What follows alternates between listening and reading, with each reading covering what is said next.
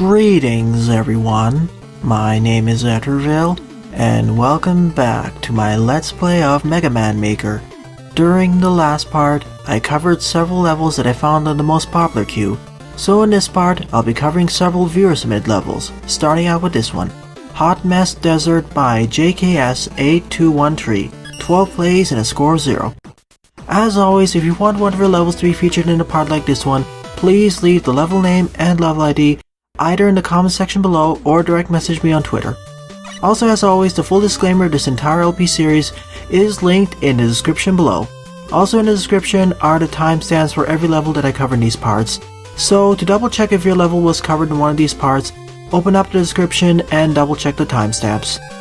We have a whole slew of special weaponry, nothing to the left, and this seems to be a rather short level as well, judging by the loading time. That being the really low loading time.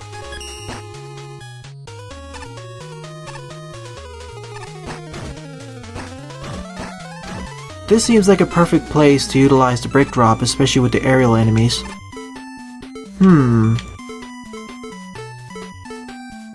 The ordering of the weaponry and utilities leaves something to be desired. I would rather put the rush coil and rush shit next to each other, meaning that the leaf shield and rush coil should shift positions. Well, we get a free E and M tank for little to no effort. We also have the air shooter just to make things a bit easier. That pit looks awfully suspicious, so yeah, I was right. It's just a rush jet segment. A rather easy one too, considering I can never get knocked off of it. If I could get knocked off this rush jet, this segment would be a lot more scary. But with the abundant weapon energy and life energy, it's easy. Not to mention I have the E and M tanks if I really need them.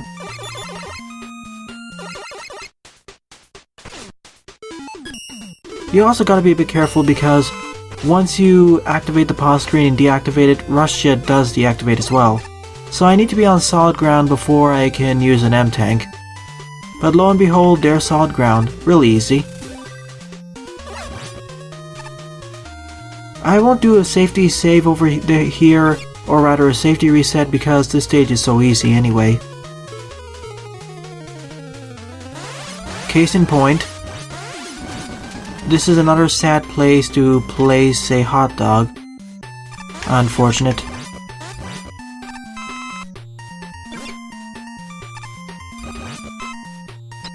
We're right at the boss door as well. That was a really easy and short stage, and it didn't really develop on its rush jet gimmicks, unfortunately. Now it's time to play the game of what this Roadmaster's weakness is. It seems to be the perfect freeze.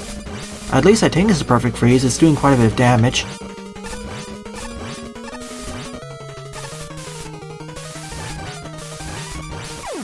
I mean, I was able to perfect run him using the perfect freeze. That was neat.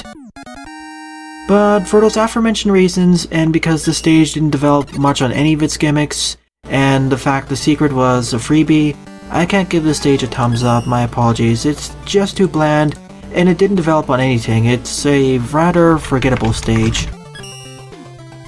Second on the lineup is Dr. Sachiel Castle 1 by Jethawk74, 11 plays and a score of 1.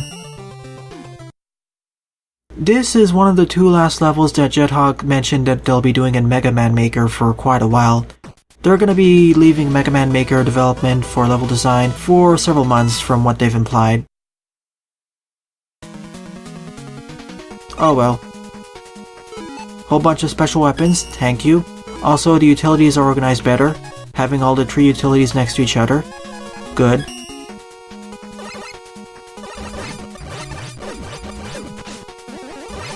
We also have a charge shot. The Mega Man 6 charge shot. Wonderful.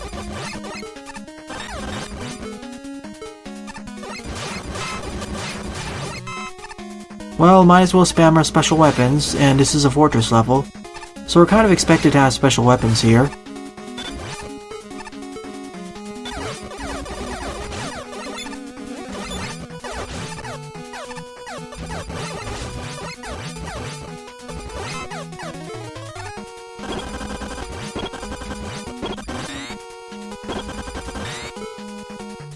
I probably should have just resorted to the Mega Buster there.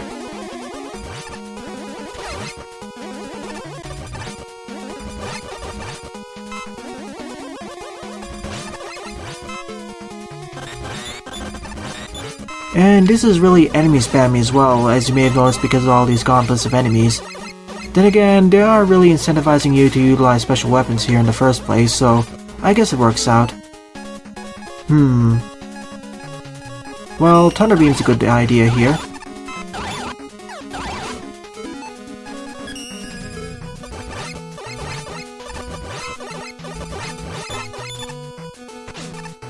Might as well use a time slow just to make these segments a bit easier.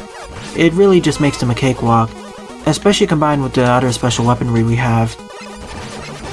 Okay, we have a Rush Jet segment.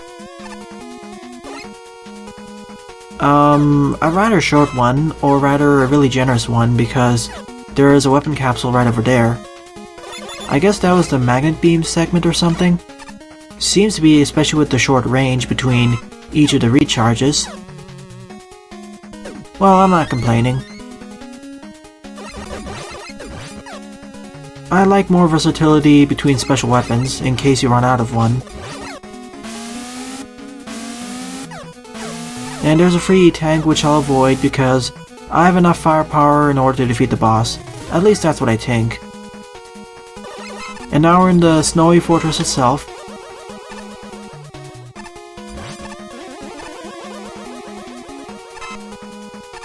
And it suddenly became a lot less enemy spammy. It feels like I moved on to a separate fortress level. Then again, I think that was the initial forces trying to stop us in the first place.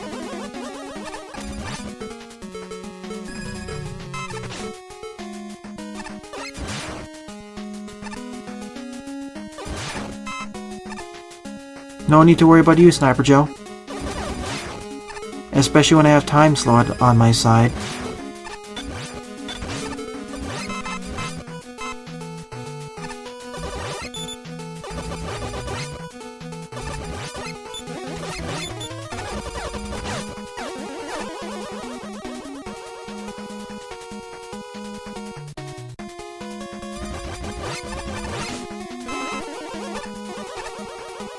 At the very least, this fortress level actually feels like a fortress level.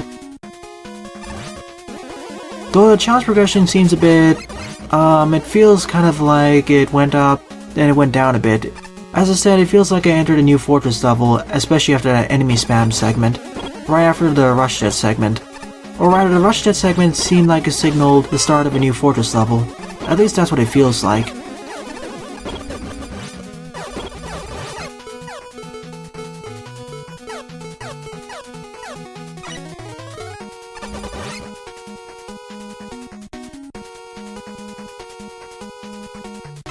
And honestly, I like the second half of the stage following the Rush Jet segment a lot more than the first half. It feels better designed and more polished.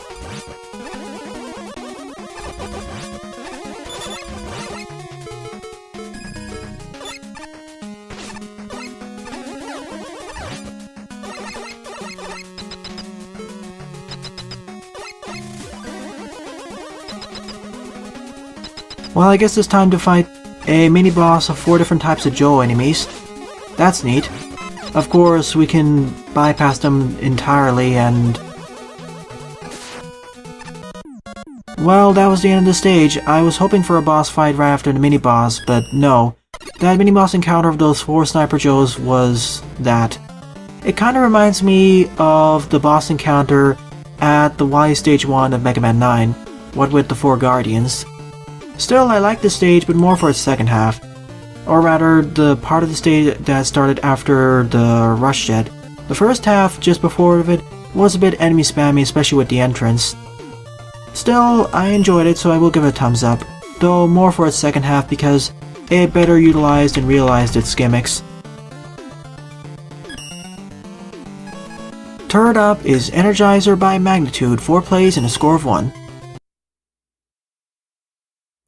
So let's see what this level has to offer. Seems to be a medium length level.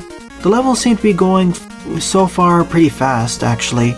No challenge levels, most are traditional fortress or rather easy ones. We have a much more limited supply of special weapons, especially in comparison to the previous 2 levels. This feels definitely like a traditional level, utilizing more electric-based roadmasters or enemies.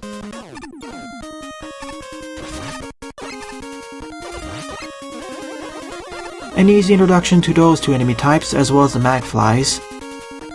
I guess we're gonna have some magfly gimmicks here, although we do have a rush coil for backup. I get the feeling there'll be some spike segments, and of course there are.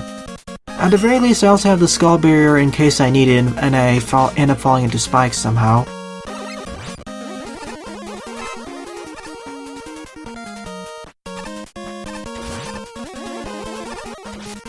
And I was right, we have spike segments.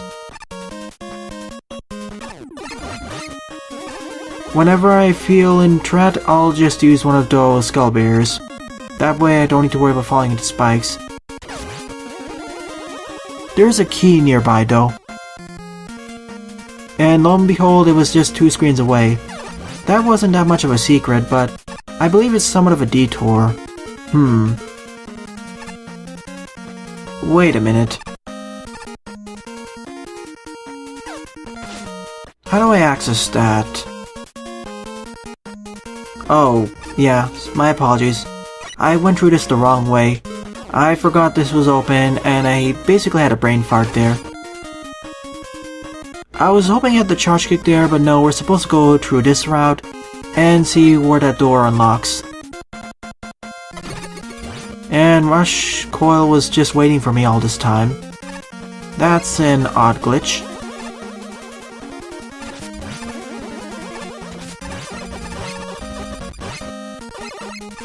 This is either an alternate route of the stage, or it has an unlockable. One of the 2. And I was right, we actually get the time slow. I guess this will be useful for a future segment, or useful for the boss fight. In fact, it'll be useful here because it'll slow down these Kumosa burrows.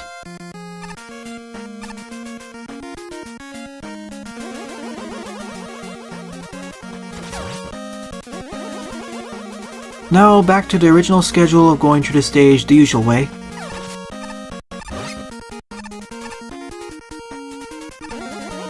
I'm going to do a safety reset over here because I'm not sure how difficult the feature segment will be. Judging by the stage's difficulty, it's about around the traditional level, but I'm not sure. That optional segment was more difficult because it introduced you to Kumosa burrows in groups of 2. Here, not so much. And here's the spike segment. Nothing too difficult though. I could have gone for that E-tank, but I'd rather not risk it. Bit of a close one near the end of those 2 segments though. And we're immediately introduced to these crushers.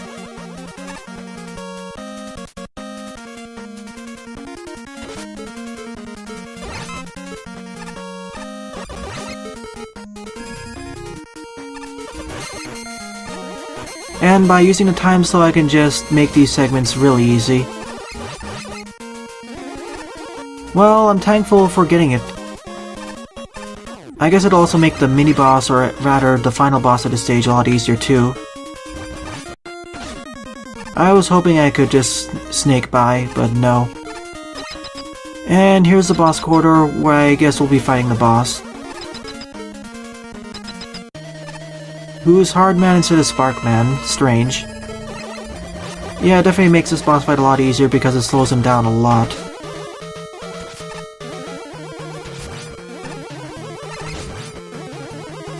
Did it even stop him from stunning me? That seems to be the case, actually.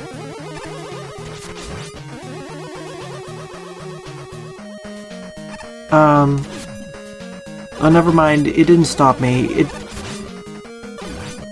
Somehow he didn't do the stun maneuver in that part. That's strange. His weakness is actually the Silver Tomahawk. However, if we use the time slow in combination with the Silver Tomahawk, this fight is an even easier encounter. Still, I like this traditional level. Nice challenge progression, and I did like how it did utilize the Magfly riding gimmick. Fourth on the lineup is Rushjet vs Napalm Man V2 by MAGMAX, 6 plays and a score of 2. This is actually the first in a series of 5 levels that I'll cover in quick succession that focus on using the Rushjet in order to face a Robot Master, in this case Napalm Man. We do have some other special weapons, but from the most part from what I've heard, they're not that effective, or rather they're not the Robot Master weaknesses. They're also really short as well. I noticed the hole down there. I'm curious. And there's Napalm Man. I want to try something. I need to quickly despawn Rush over there. Come on, jump in the hole. If only Napalm Man's AI in this engine was more consistent. This is the problem with Napalm Man's AI in this engine. In the original Mega Man 5 was much more predictable and understandable, but in this one, it can be quite difficult to understand when Napalm Man will throw his napalm bombs versus when he throws his missiles. Back in Mega Man 5, it was dependent on your distance, but here, it seems to be done by a random number generator or something. Which leads to some unfortunate scenarios like here, where you need it to be more consistent.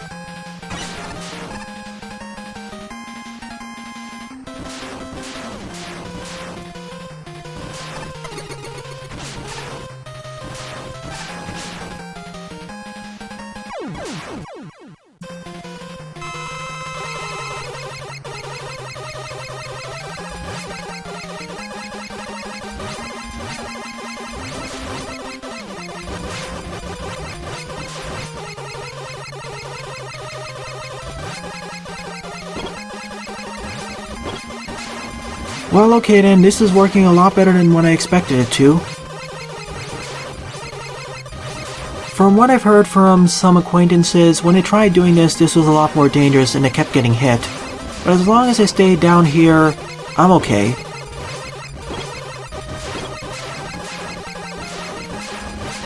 Because Napalm Man can only jump as far as to be just in front of you as long as you stay down over here. So ideally he can never hit you. The only risks of getting hit are by his missiles, or getting hit by the blocks, or by the big eyes. And that's the end of Rushjet vs Napalm Man V2. A stage that would have worked better with a more customizable engine. This one really showcased things that I wasn't really keen on. Second in the series is versus Pharaoh Man. And we have a new environment as well. And we do have some different special weapons, but I don't think they're gonna be Pharaoh Man's weaknesses. Of course, we have red force beams. Wonderful. Rushjet won't be fast enough, I think. Wait, let me double check. Let me see if Rushjet is fast enough. It isn't, and Rushjet does not spawn fast enough in.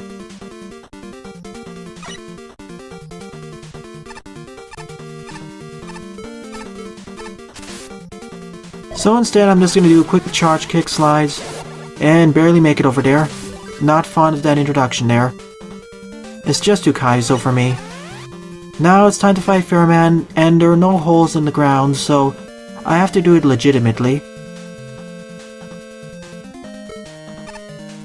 We have an actual stage this time for whatever reason. I guess it's to introduce the red force beam floor, as well as how to use this. I would have liked if there was more leniency to these segments. It's just too tight for my own sake.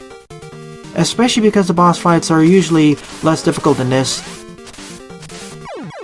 Yeah, the timing for this is too tight. You should give it at least 1 or 2 more seconds of leniency. At least half a second will do.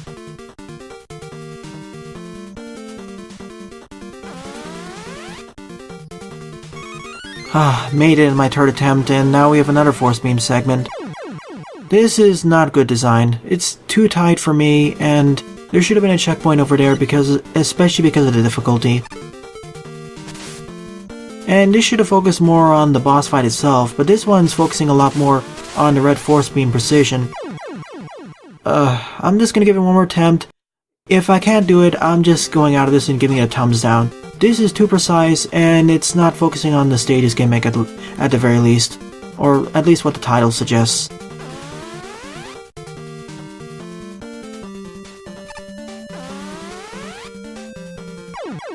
Yeah, I'm going out of this. This is too difficult.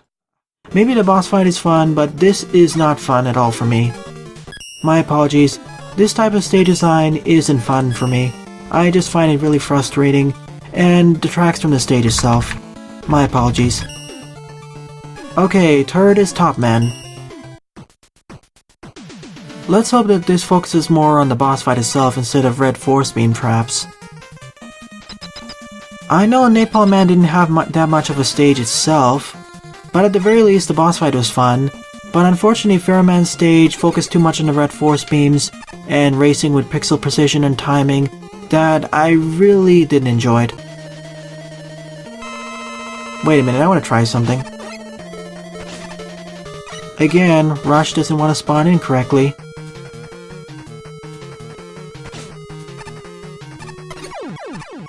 And there's a quick kill for Top Man. I could do it the legitimate way of firing backwards, but I find this to be more fun. This is what I was trying to do with Napalm Man, but due to his inconsistent jumping, I couldn't really do it, or really couldn't pull it off. Alright, fourth up is Stone Man. I could probably do the same thing, but I'll try fighting Stone Man legitimately here. Oh, and of course the hole is also smaller, so I can't really practically nail Stone Man down there. At the very least his AI is consistent, that's a plus.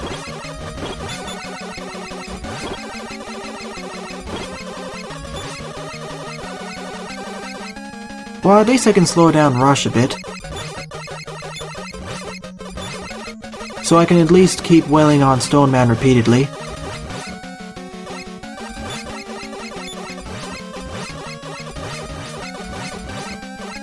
I probably should have used this to my advantage during the Napalm Man encounter.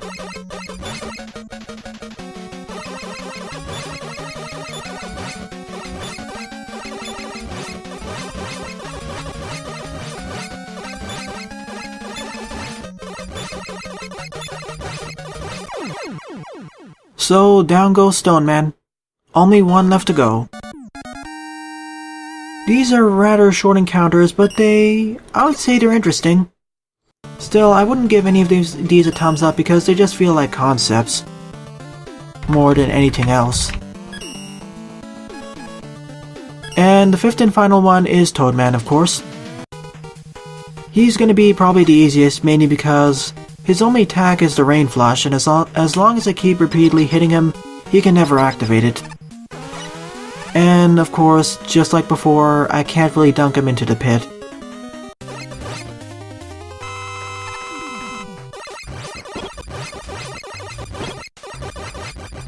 Lo and behold, you can see how easy he is. Because of his short hops, I can always keep shooting at him, and doesn't have any period of temporary invulnerability like what happened with Stone Man, or the longer jumps that Napalm Man could do as well as the Napalm Bombs.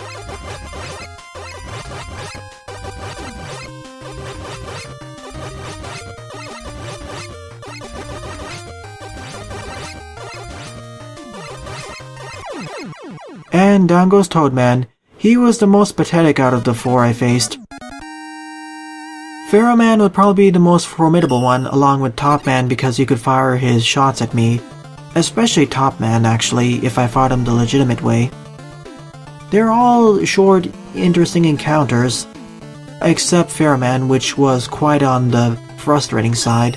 It should have focused more on the boss fight, just like the four other ones. At the very least, they were interesting, and I would like to see future level designers take them into future consideration and expand on those ideas. Maybe MAGMAX himself did that. So, overall, out of the 8 levels I covered in this part, my favorite level would definitely be the Dr. C stage by JetHawk74. It was Casket or something with C. That was a pretty fun encounter, pretty nice fortress level, although I'd say the best part of it was the second half, and an honorable mention goes to Energizer by Magnitude for being a nice traditional level. So in the next part, I'll likely be covering several more viewer submitted levels. Well then, thanks for watching and have a nice day. Toodles!